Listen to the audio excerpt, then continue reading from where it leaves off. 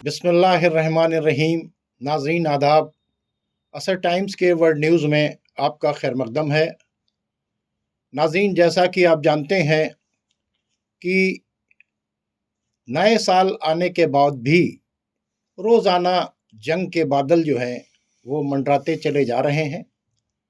इस वक्त हालात ये हैं कि एक तरफ यमन के अंदर सऊदी अरब और प्रो यूएई ग्रुप्स में आपस में टकराव हो रहा है, जिसके बारे में कहा गया था कि वो चीज़ें ख़त्म हो गई हैं, लेकिन नहीं, अभी भी वहाँ के ऊपर टकराव बना हुआ है और गवर्नमेंट के बहुत से लोग यमन की चेंज किए जा रहे हैं।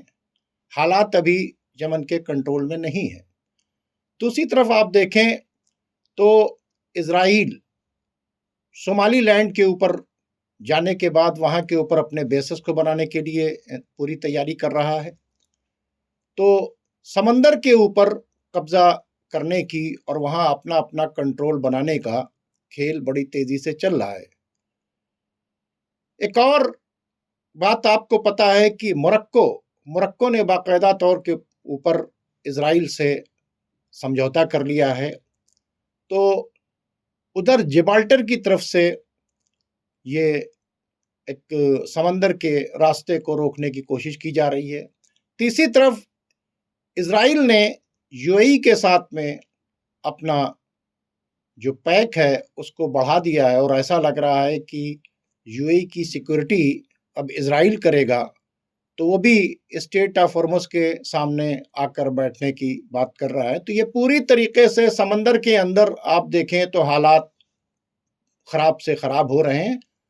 और तीसरी तरफ अगर आप देखें तो आपको ये लगेगा कि जो वेनेजुएला से टैंकर्स निकल रहे हैं और जिसको अमेरिका की नेवी रोकने की कोशिश कर रही है, लेकिन उसके बावजूद भी वहाँ पर चाइना, ईरान, रशिया, ये लोग अपने अपने समंदर में अपने अपने टैंकर्स को सेफली ले जाने की कोशिश कर रहे हैं। तो जंग धीरे धीरे समंदरों की तरफ जो है बड़ी तेज़ी से बढ़ रही है। और अब आप आगे देखिए कि लेबनान के ऊपर अटैक करने की तैयारी जो है इज़राइल की पूरी हो गई है और छुटपुट हमले जो हैं वो पूरी तरीके से जारी हैं। वो तंजीमें जो गज़ा के अंदर मदद पहुंचा रही थीं, उन तमाम तंजीमों को मदद पहुंचाने से रोक दिया गया है और वेस्ट बैंक को भी दो हिस्से में बांटने की पूरी कोशिश चल रही है और उस पर पूरी तरीके से इज़राइल काम कर रहा है। और जो इज़राइल और फ़िलिस्तीन के बीच में मुआहदा हुआ था, जिसकी जिम्मेदारी कतर ने, सऊदी अरब ने, जॉर्डन ने, अमेरिका ने और मिस्र ने ली थी, वो जिम्मेदारी पूरी होती हुई नहीं नज़र आ रही है। दुनिया की तमाम ऑर्गेनाइजेशन चीख चीख कर कह रही हैं कि ये ठंड का मौसम है, वहाँ के लोगों को बहुत ज़रूरत है और वहाँ मदद पहुँचना बहुत ज़रूरी है, लेकिन वहाँ के ऊपर मदद को पहुँचाने के अंदर अड़ंगे डाले जा रहे हैं। लोगों को गोलियों से मारा जा रहा है, कुछ लोगों को अरेस्ट किया जा रहा है। तो ये गज़ा का हाल भी जो है उसी तरीके से बना हुआ है। तीसरी तरफ आप देखें कि ईरान को लगातार धमकी दी जा रही है और ईरान पर अटैक की पूरी तैयारी की जा रही है। ईरान भी हाई अलर्ट है, यहाँ तक कि ईरान को ये कहना पड़ा कि अगर हमको प्रीएम्प्टिव स्ट्राइक करनी पड़ी तो फिर हम उसके ऊपर भी करेंगे, क्योंकि ऑलरेडी जो है ये लोग तैयारी कर चुके हैं और इन्होंने कह दिया है कि हम अटैक करेंगे, तो प्रीएम्प्टिव स्ट्राइक करने का राइट जो है वो ईरान के पास है। ईरान भी हाई अलर्ट है और ईरान को जो है पूरी तरीके से चाइना और रशिया की सैटेलाइट्स जो हैं वो वहाँ के ऊपर निगाह रखें, मिडिल ईस्ट के ऊपर एक एक इन्फॉर्मेशन जो है वो वहाँ पर शेयर हो रही है। और अमेरिका के जहाज़ जो हैं वो बड़ी तेज़ी से मिडिल ईस्ट की तरफ आ रहे हैं। तो कुछ समझ में नहीं आ रहा है कि दुनिया किस तरफ जा रही है। दूसरी तरफ ट्रंप जो हैं वो ग्रीनलैंड के ऊपर भी कब्जा करना चाहते हैं और कोलंबिया के ऊपर भी कब्जा करना चाहते हैं, क्यूबा को भी डांट फटकार लगाए हुए हैं। तो ये जो इस तरह की सिचुएशन चल रही है, और यहाँ तक कि उन्होंने वेनेजुएला की हुकूमत से उन्होंने साफ साफ कहा है कि आप जो है हमको 30 बिलियन बैरल से लेकर 50 मिलियन बैरल जो है हमको तेल देंगे और ये तेल हम आपसे खरीदेंगे, इसका पेमेंट नहीं करेंगे, ये हम अपने पास रखेंगे और आपके डेवलपमेंट के ऊपर खर्च करेंगे।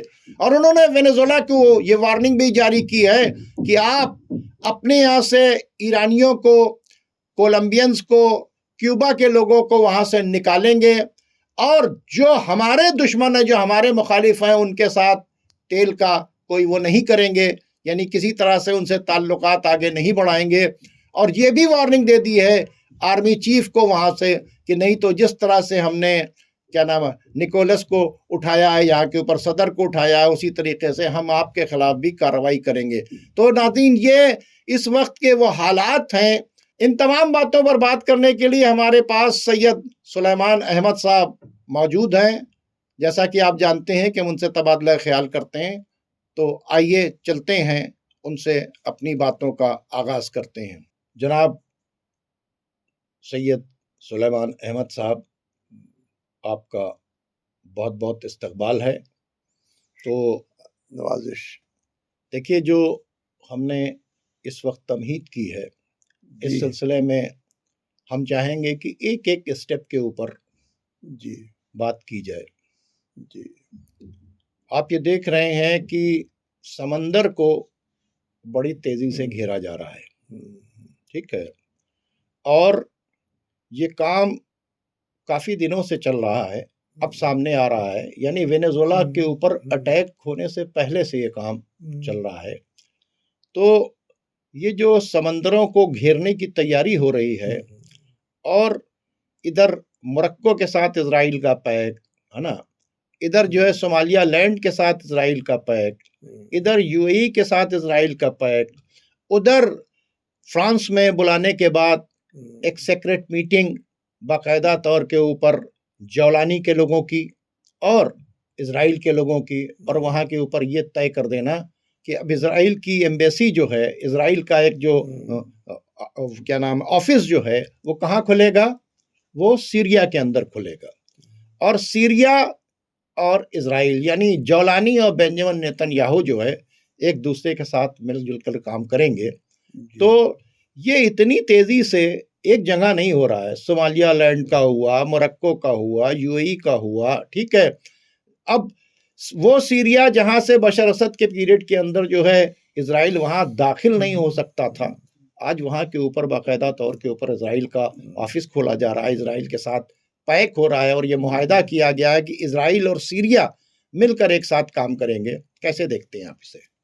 देखिए, सीरिया उन मुल्कों में से है जिसने इजराइल को और अमेरिका को बहुत ज्यादा अपोज किया जी। और बशर अल असद नहीं, बशर अल असद के बाप हाफिज अल असद जब थे तब से जो है वो रशियन ब्लॉक में है, और इसके अलावा वो बहुत जबरदस्त फिलिस्तीन का हिमायती रहा है। 1973-74 की जो लड़ाई है वो आप याद कर लिए, उसमें बस हाफिज अल असद ने बहुत बहादुरी से लड़ा था, और ये जंग करीब करीब जीत गए थे। वो तो मिस्र बैठ गया, और अमेरिकन प्रेसिडेंट जो जिमी कार्टर थे, वो उन्होंने अपनी किताब ब्लड ऑफ इब्राहिम में माना है कि साहब ये हाफिज अल असद जो है हमें लिफ्ट नहीं देता, और हमने उससे ताल्लुकात बहुत कोशिश की लेकिन वो नहीं कर पाए। उसके बाद अमेरिका ने एक ये राय कायम की कि जितने रिजीम जो इजराइल के लिए पोटेंशियल थ्रेट हैं, सारे रिजीम्स को चेंज कर दिया जाए। तो बहुत सारे रिजीम चेंज कर दिए गए, जिसमें लीबिया है, इराक है, और ईरान को लगातार चेंज करने की कोशिश चलती रही, लगातार चलती रही। उसके बाद ये सब नहीं हो पाया तो सीरिया भी उसी में था, ऑपरेशन सिकमोर चलाया सीरिया का रिजीम चेंज करने के लिए, और एक बहुत बड़ी सिविल वॉर को अमेरिका ने अपने इत्तेहादियों के साथ, जिसमें तमाम अरब मुल्क थे, उसमें पूरी दुनिया से टेररिस्ट को जमा करके ट्रेन करके भेजा गया। 10-12 साल वो चली, लेकिन ये कि रशिया और ईरान के आ जाने की वजह से वो नहीं हो पाया। फाइनली जब फिलिस्तीन वाला प्रॉब्लम ये खड़ा हो गया और ईरान जो है वो फिलिस्तीन में इन्वॉल्व ज़्यादा हो गया, ये इस लड़ाई में, और रशिया जो है यूक्रेन में इन्वॉल्व था और इधर भी इन्वॉल्व था। टर्की, कतर, इन लोगों ने साजिश करके एक उनके अच्छा इकोनॉमी, साथ में सैंक्शंस चल रहा था, इकोनॉमी बैड शेप में थी। जो जब बैड शेप में इकोनॉमी रहती है तो लोग चीज़ों के लिए तरसे रहते हैं, गुर्बत रहती है, तनख्वाहें कम रहती हैं, लोगों को खरीदना आसान और सस्ता हो जाता है। बशर असद के लोगों को खरीद लिया और ये रिजीम चेंज करवा दिया। ये रिजीम चेंज करते ही जो जोलानी थे उन्होंने उनका नाम बदल दिया।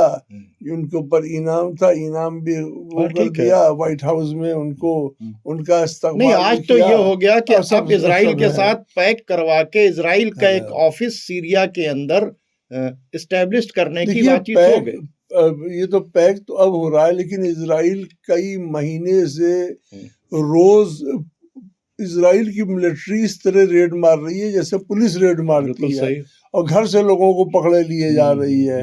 इसके अलावा 2 लाख स्क्वायर किलोमीटर जमीन जो गोलान हाइट की थी वो सीरिया ने अपने नक्शे से हटा दिया। ठीक है।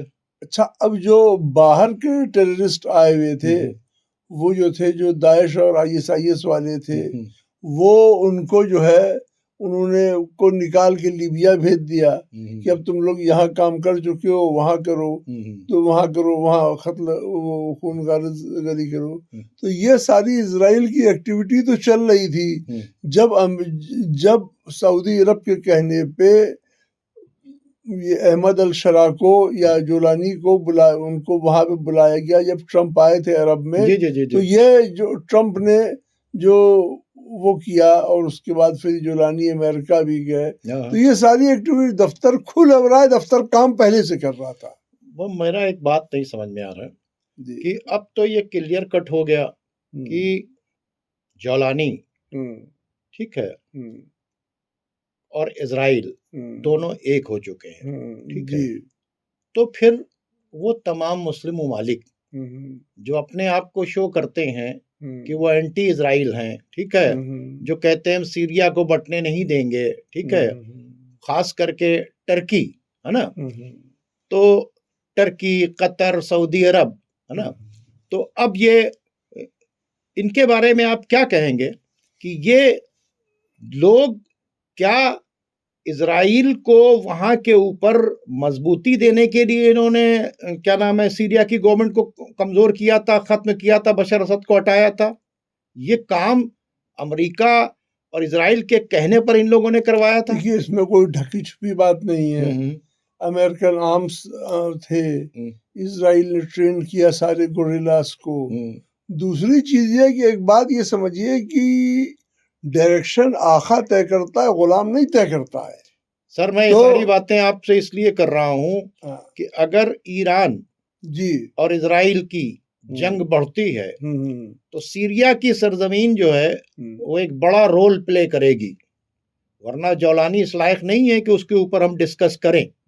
लेकिन जो सीरिया की सरजमीन जो है, क्योंकि सीरिया का बॉर्डर इराक से लगा हुआ है ना, इराक के अंदर कमजोर हुकूमत है, ठीक है, और इराक के अंदर उनका बेस भी है, अमेरिका का बेस बना हुआ है, तो वहां से ईरान तक पहुंचना जो है ज्यादा आसान होगा। इसलिए मैं सारी चीजों की बात कर रहा हूं। इसीलिए तो सीरिया का तख्ता पलटा गया है, क्योंकि ग्रेटर इजराइल बगैर सीरिया के नहीं बन सकता।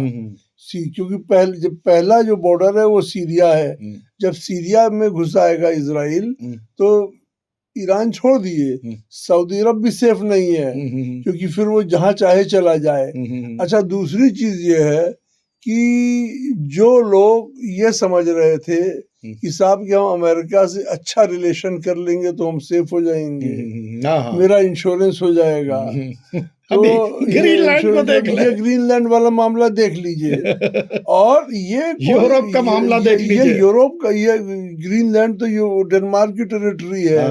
डेनमार्क तो इनका इत्तेहादी मुल्क था, नेटो के, ये सब नेटो के लोग थे, सब वो ले रहे हैं। इसमें कहीं बहुत दूर ना जाइए, अपने आप यहाँ पे आके देखिए तो जो मतलब क्रिमिनल माइंडसेट के लोग रहते हैं हिंदुस्तान में, देखिए वो खाली दूसरों की प्रॉपर्टी नहीं कब्जा करते हैं, अपनों की भी प्रॉपर्टी कब्जा करते हैं, अपने से जुड़े लोगों की भी अपने से जुड़े लोगों को भी उनसे महफूज नहीं रहते। मतलब अमेरिका ने एक हाँ। मैसेज दे दिया कि सुनो, हम अपने इंटरेस्ट के लिए, चाहे यूरोप हो, चाहे नेटो हो, चाहे अरब हो, हमारा इंटरेस्ट जो है फुलफिल होना चाहिए, और हमारे साथ हो तो ठीक है, सीट पर रहोगे, और हमारे साथ नहीं हो तो सीट के ऊपर नहीं रहोगे।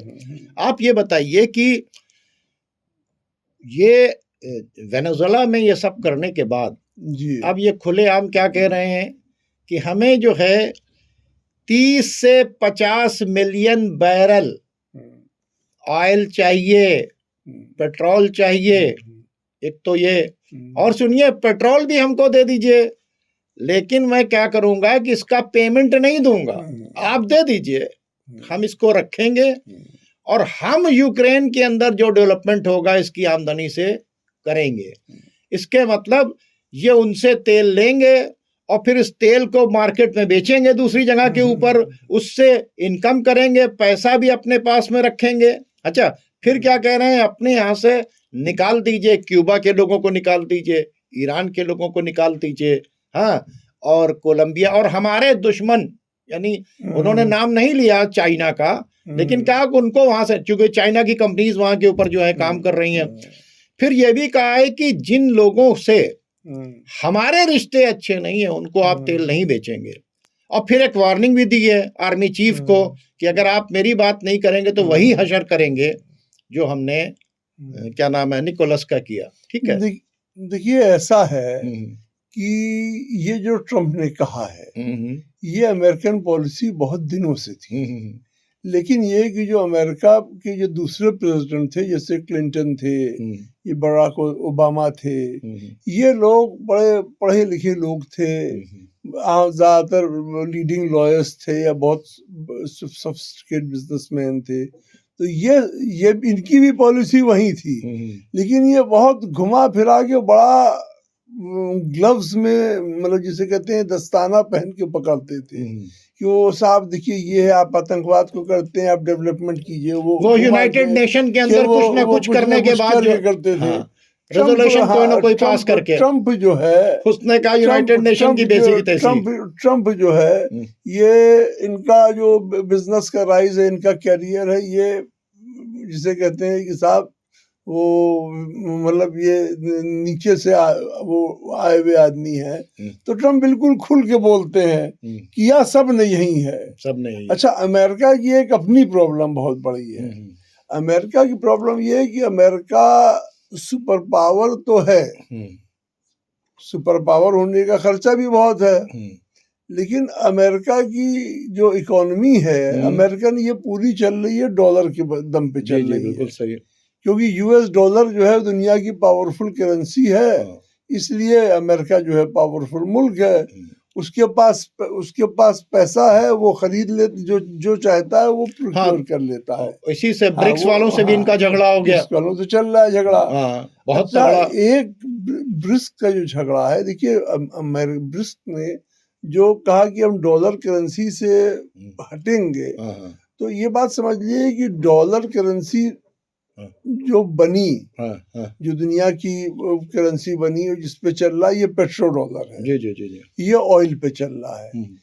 ये सिचुएशन एक बार आ गई थी 1973-74 में, तो कि मतलब यूएस की वो चैलेंज हो गई थी करीब, और इकोनॉमी लग रहा था कि डॉलर चैलेंज हो जाएगा। तब हेनरी किसिंजर जो सेक्रेटरी ऑफ स्टेट था और अमेरिका के रिपब्लिकन पार्टी का बहुत बड़ा नेता था और जूइश लॉबी का बहुत बड़ा आदमी था, वो सऊदी अरब आते हैं और शाह फैसल से को इस बात पे तैयार कर लेते हैं कि जो तेल बिकेगा वो खाली डॉलर में बिकेगा।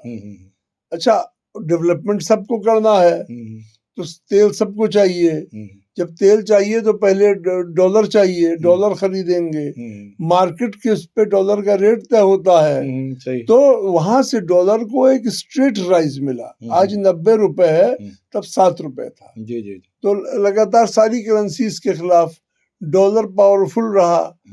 जब डॉलर को अगर ये से हट जाएंगे तो ये अमेरिकन पावर हट जाएगी सारी।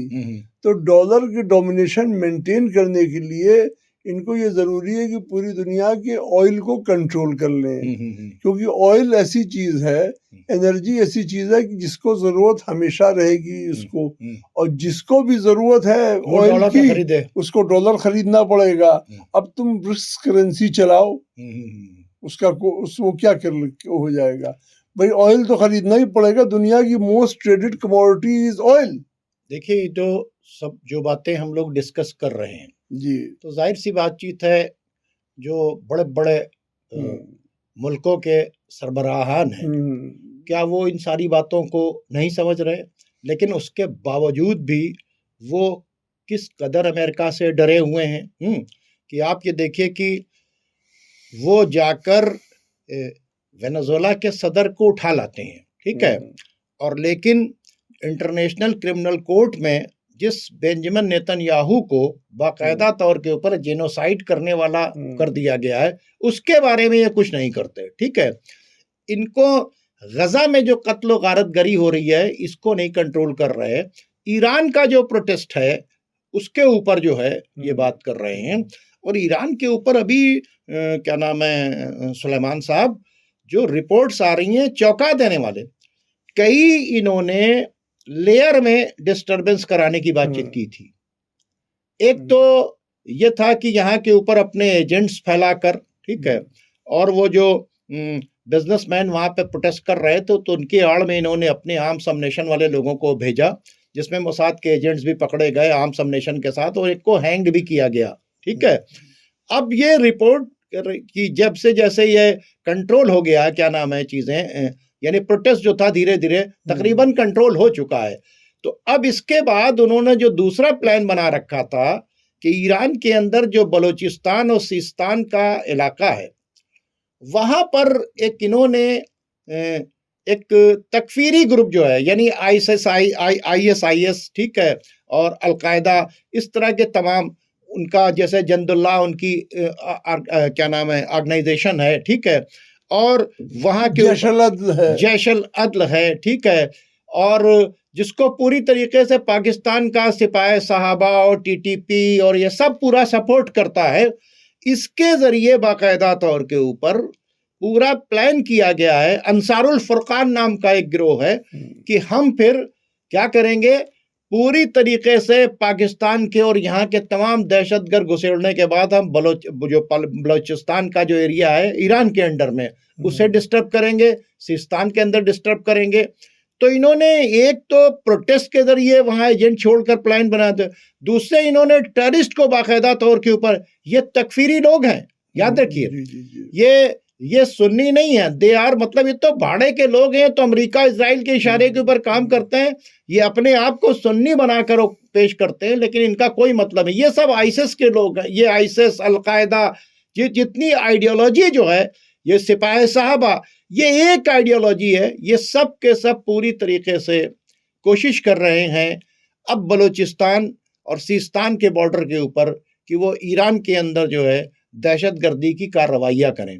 यानी एक तरफ प्रोटेस्ट कराकर किया जा रहा था, दूसरी तरफ ये किया जाता था, तीसरी तरफ तैयारी थी ईरान के ऊपर अटैक करने की।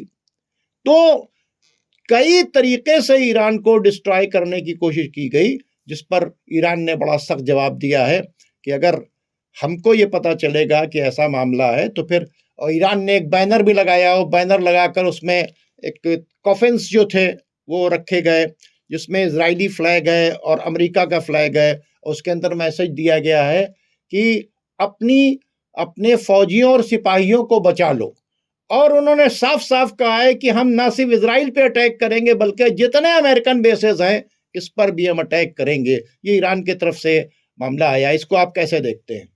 देखिए, ऐसा है कि ये आज से नहीं, ये जब से ईरान में रेवोल्यूशन आया तब से पाकिस्तान में सेक्टेरियन हिट्रेड ब्रू की जा रही है, ग्रो की जा रही है, कल्टीवेट की जा रही है पाकिस्तान में।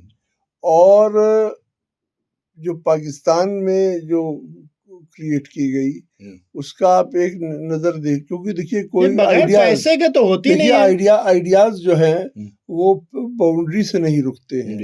जो सीरियन सिविल वॉर हुई, इसमें बाकायदा कतर में बैठे हुए एक वो थे मौलवी थे यूसुफ जरखावी, हाँ हाँ उन्होंने फतवा दिया जी जी जी जी और बहुत से थे बहुत से थे तमाम लोग ये जमा किए गए। हम्म, सऊदी अरब, खतर, हम्म, टर्की, इन लोग ने जिहाद बशर का ने तरह तरह के जिहाद का जिहाद फतवे जिहाद दिया, निकाह जिहाद पता नहीं कौन जिहाद कौन का फतवा दिया, तरह तरह के जिहाद हुए उसमें, और तमाम पूरी दुनिया से टेररिस्ट बटोर के लाए गए। सीरियन सिविल वॉर चलाया गया, ये थिएटर चलाया गया। और जो पाकिस्तान से अमेरिका को इतनी मोहब्बत आने लगी एकदम से, क्या वजह थी कि पाकिस्तान से इतनी मोहब्बत एकदम से आने लगी? भाई अमेरिका तो पैसे का लालची है, तो पाकिस्तान कंगाल है। आप एक पैसे के लालची आदमी को एक कंगाल से मोहब्बत क्यों आ गई एकदम से? वो इसलिए आ गई क्योंकि ईरान का जो ईस्टर्न बॉर्डर है वो पाकिस्तान है, और साथ ही में जो गल्फ ऑफ हार्मूज है उसको भी डिस्टर्ब करने के लिए, क्योंकि अगर gulf of Hormuz Pakistan control करता है तो ईरान का वो पाकिस्तान का एक पोर्ट है पसनी, जो बेस जो अमेरिका को दे दिया है पाकिस्तान ने, वहां से उसको ईरानी ब्लॉकेड को वो तोड़ने के लिए उन्होंने लिया। तो पाकिस्तान को जो सऊदी अरब से डिफेंस एग्रीमेंट हुआ, ये सारे एग्रीमेंट जो हो रहे हैं पाकिस्तान के, टर्की पाकिस्तान के करीब आ रहा है, तो जगह जगह से पाकिस्तान को जो प्रलोभन दिया जा रहा है, लालच दी जा रही है, यानी उसमें ये अरब भी जो है पाकिस्तान को लालच दे रहा है, अमेरिका भी पाकिस्तान को लालच दे रहा है, टर्की भी पाकिस्तान को लालच दे रहा है। कौन सा करामात कर दिया कि सब लोग के दिल में पाकिस्तान की मोहब्बत एकदम से जाग गई? तो ये चीज पता लगानी है। इससे ये है कि भाई देखिए, पाकिस्तान के अंदर ये टेररिस्ट ऑर्गेनाइजेशन की भरमार है, वहां खेती होती है और इसकी जरूरत है। बलोचिस्तान तक जो खेती होती नहीं है, करवाई जाती हाँ है। करवाई मतलब एड देके। अच्छा, दूसरी चीज है कि पाकिस्तान की इकोनॉमी को पहले तोड़ा गया। पाकिस्तान की इकोनॉमी को तोड़ा कैसे किया ये भी समझ लीजिए आप। जो मुजाहिदीन है जिन्हें कहा जाता है, अफगान जो गवर्नमेंट है तालिबान वाली, अमेरिका ये कहा लोग, मतलब एक फॉल्स नोशन क्रिएट किया गया कि साहब अमेरिका अफरा तफरी में भाग गया, जबकि वो 164 मीटिंग में भागा। उसके बाद कंटेनर्स में डॉलर आते थे और अफगानिस्तान के करेंसी ट्रेडर्स पाकिस्तान की करेंसी को बेचते थे, डॉलर खरीदते थे। पाकिस्तान की करेंसी तोड़ी गई, मतलब पहले फकीर किया गया पाकिस्तान को, भिखमंगा बनाया गया। उसके बाद ये एकदम से सब लोग उसके जेब में नोट भर के उसके आने लगे। जब उसकी गुर्बत आ गई, पाकिस्तान में गरीबी आ गई, तो ये कुल रईसों के दिल में पाकिस्तान के लिए मोहब्बत जाग गई। तो ये जो खेल है, ये सी ग्रेड हिंदी फिल्म में इस तरह के खेल बहुत होते हैं, वो इस तरह के, ये समझना बहुत आसान है। देखिए नाज़रीन, चूंकि वक्त ख़त्म हो गया है, हकीकत ये है कि हम लोग यहाँ बैठते हैं तज्जिया करने के लिए। न्यूज़ तो आप सब तरफ से देख रहे होंगे, मैं नहीं कह रहा हूँ कि मैंने कोई नई न्यूज़ बताई, लेकिन ये कि तज्जिया करना ज़रूरी है कि क्या वजह है कि धीरे धीरे जो है ये जहाँ जहाँ के ऊपर समंदर हैं वहाँ के ऊपर इजराइल का कब्ज़ा होता चला जा रहा है। अमेरिका ने बाकायदा तौर के ऊपर वर्ल्ड की तमाम बड़ी ऑर्गेनाइजेशंस को, यानी यूनाइटेड नेशन को, सिक्योरिटी काउंसिल को, इंटरनेशनल कोर्ट ऑफ जस्टिस को, ये सब को बेकार कर दिया है। एक जंगल राज बना हुआ है और बेंजामिन नेतन्याहू और ट्रंप जो चाह रहे हैं वो कर रहे हैं। और आप देख लीजिए कि बेंजामिन नेतन्याहू और ट्रंप के इशारे के ऊपर सब कुछ हो रहा है। और सबसे खतरनाक बात यह है कि वो जो आइडियोलॉजी है, जो टेररिस्ट आइडियोलॉजी है, जो जौलानी की आइडियोलॉजी है, जो अलकायदा की आइडियोलॉजी है, जो दुनिया भर के दहशतगर्द की आइडियोलॉजी है, उनको सीरिया से लेकर ईरान के बलोचिस्तान बॉर्डर तक और पाकिस्तान के अंदर तक एक किया जा रहा है। क्या वजह है कि इस तरह के टेररिस्ट जो है बांग्लादेश के अंदर भी जाकर, इन टेररिस्ट के लीडर्स जो हैं वो बांग्लादेश के अंदर भी जाकर मीटिंग कर रहे हैं, 20-20 लाख लोगों की मीटिंग कर रहे हैं। तो ये जो पूरा एक नेक्सस है, ये अमेरिका और इजराइल के इशारों के ऊपर काम कर रहा है। और आप इन सब को पूरे सोशल साइट्स के ऊपर देख डालिए, ये जितना नेक्सस है, ये ईरान के बारे में गलत प्रोपेगेंडा कर रहा है, बाकायदा तौर के ऊपर वीडियो वायरल कर रहा है और जश्न मना रहा है कि किसी तरह से। कभी वो कहता है कि खामनाई साहब रशिया भागने वाले हैं, कभी कहता है कि ईरान के ऊपर अटैक हो रहा है, कभी कहते हैं कि ईरान अभी खत्म होने वाला है। तो इस तरह के जो प्रोपेगेंडे चल रहे हैं, इसको भी समझना होगा कि बड़ी तेजी से आज अमेरिका यानी ट्रंप और बेंजामिन नेतन्याहू और ये जो सो कॉल्ड मुस्लिम्स हैं, इनका एक नेक्सस है जिसने पूरी दुनिया को एक आग के अंदर झोंक रखा है। और वो जो नेक्सस है वो अपने आप को मुसलमान कहता है, हकीकत में ये तकफीरी हैं, इनका इस्लाम से कोई लेना देना नहीं, न अलकायदा का, न तालिबान का, न दाइश का, न जवलानी का, न सिपाही साहबा का। ये सब उनके पेड एजेंट हैं जो पूरी तरीके से अमेरिका और इजराइल के साथ मिलकर दुनिया के अमन व अमान को ख़राब करना चाहते हैं। नाज़रीन, चूँकि वक्त ख़त्म हो गया है, इसलिए अब आप हमें इजाज़त दीजिए। खुदा हाफिज़।